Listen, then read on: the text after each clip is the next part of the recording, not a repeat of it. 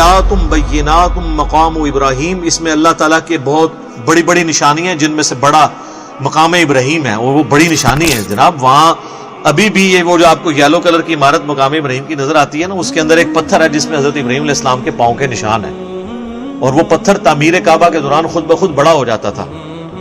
55 fit اونچی عمارت ہے، اور پھر اینڈ پہ برکت کے طور پر اس نے اپنے سینے میں حضرت ابراہیم علیہ السلام کے پاؤں کے نشان لے لیے میں، اور وہ ایک قیامت تک کے لیے ایک روشن نشانی ہے اللہ کی.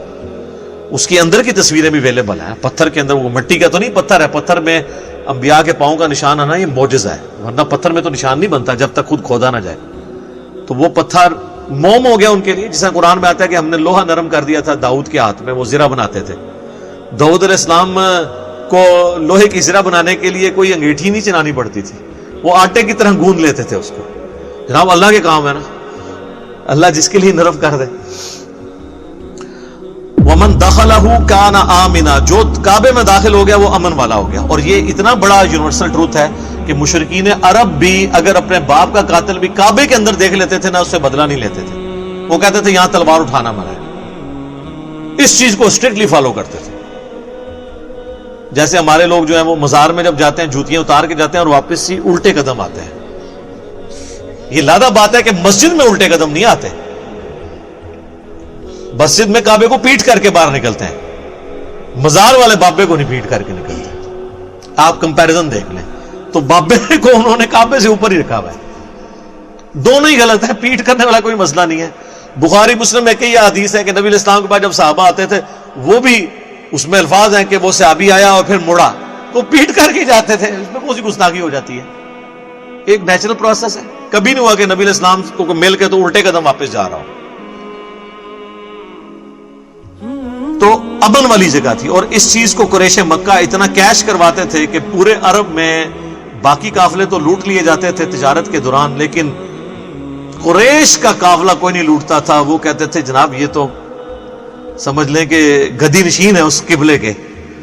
تو وہ اس کو، اور پھر دوسرا ہر قبیلے نے اپنا بت بھی رکھوایا ہوتا تھا. ان کو ڈر ہوتا تھا کہ مکے کے سردار ساڑھا بت ہی نہ ہو تو کوئی ساڑھے بزرگان دین ہی نہ باہر کر دیں. تو وہ اس لیے پھر اللہ نے اس کا احسان جتایا، لِإِيلَافِ قُرَيْشٍ إِيلَافِهِمْ رِحْلَةَ الشِّتَاءِ وَالصَّيْفِ فَلْيَعْبُدُوا رَبَّ هَذَا الْبَيْتِ. اور اس گھر کا صدقہ کھا رہے ہو تو اس گھر کے مالک کی عبادت بھی تو کرو نا، اس کو بتوں سے پاک کرو. اللہ نے اس کی وجہ سے تمہارے سردیوں کا اور گرمیوں کا سفر آسان کر دیا، نہ تمہارا قافلہ کوئی لوٹتا ہے، نہ تمہارے ساتھ کوئی مس بیہیو کرتا ہے. یہ ساری برکتیں تم اسی سے تو حاصل کر رہے ہو. اب یہ برکت نہیں صرف وَلِلَّهِ عَلَى النَّاسِ حِجُّ الْبَيْتِ مَنِ اسْتَطَاعَ إِلَيْهِ سَبِيلًا، اور لوگوں پر اللہ کا یہ حق ہے کہ جو کوئی استطاعت رکھتا ہو وہ اس گھر کا حج کرے. وَمَنْ كَفَرَ، اور جو کفر کی روش اختیار کرے گا فَإِنَّ اللَّهَ غَنِيٌّ عَنِ الْعَالَمِينَ، تو اللہ تعالیٰ یاد رکھو تمام جہان والوں سے بے پرواہ ہے. اس سے کوئی ٹینشن نہیں ہے کہ کوئی حج کرنے آیا ہے نہیں آیا، کوئی نماز پڑھ رہا ہے نہیں پڑھ رہا، اس کا کوئی لینا دینا نہیں اس کے ساتھ. یہ جو کچھ کرنا ہے تم نے اپنے لیے کرنا ہے. یہ آیت اس بات کا ثبوت ہے کہ اگر کوئی شخص استطاعت کے باوجود حج نہیں کرتا وہ کفر کر رہا ہے. دیکھیں نا الفاظ ہیں کہ جس کی استطاعت ہے وہ اللہ کے گھر کا حج کرے. وَمَنْ كَفَرَ، اور جو کفر کرتا ہے. کفر ناشکری کے معنوں میں بھی ہے، شریعت توڑنے کے معنوں. ویسے اسے سپورٹیو ایک حدیث ہے، وہ ضعیف ہے جامعہ ترمذی میں، کہ جس کے پاس استطاعت ہو اور وہ حج کے لیے نہ آئے تو نبی علیہ السلام فرمایا میری طرف سے چاہے یہودی ہو کے مرے چاہے وہ نصرانی ہو کے مرے، مجھے کوئی پرواہ نہیں ہے.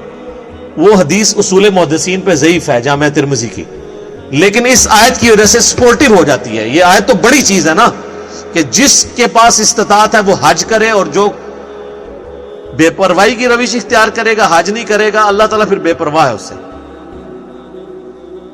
استطاعت یہ ہے کہ آپ کے پاس اتنا خرچہ ہو کہ آپ حج کے لیے جا سکیں اور پیچھے اتنا دے جائیں کہ وہ اتنا عرصہ کے لیے گزارا کر لیں اور پھر آپ واپس آ جائیں. اب بعض لوگ کہتے ہیں جناب میں پہلے یہ کر لوں، میں وہ کر لوں، میں وہ کر لوں، پھر اینڈ پہ حج کروں گا. اینڈ بچے گا کچھ کرے گا نا تو حج. اس طرح تو کسی پہ بھی حج نہیں فرض ہوگا. استطاعت ہوتی ہے، لوگ اتنے امیر، بعض لوگ دکان بند کرنے کے لیے تیار نہیں ہوتے، جی بس بچے بڑے ہو جانے سنبھالن گے تو پھر میں ویلا ہو جاؤں گا. پھر تو ویلا کسی کام دا نہیں ہونا, ہوں تو اتنے جانا ہے. اور سب سے بڑی یعنی میں کہتا ہوں شرمندگی ہوتی ہے, حج عمرے پہ آپ جائیں نا, آپ کو باقی ملکوں سے تو ینگ لوگ نظر آئیں گے 15 سے لے کے 25 سال تک, جتنے بابے نے سارے انڈیا پاکستان دے. میں کہتا ہوں مجھے کوئی انڈونیشین دکھائے کہ کوئی بابا ادھر آیا ہوا ہے حج کرنے کے,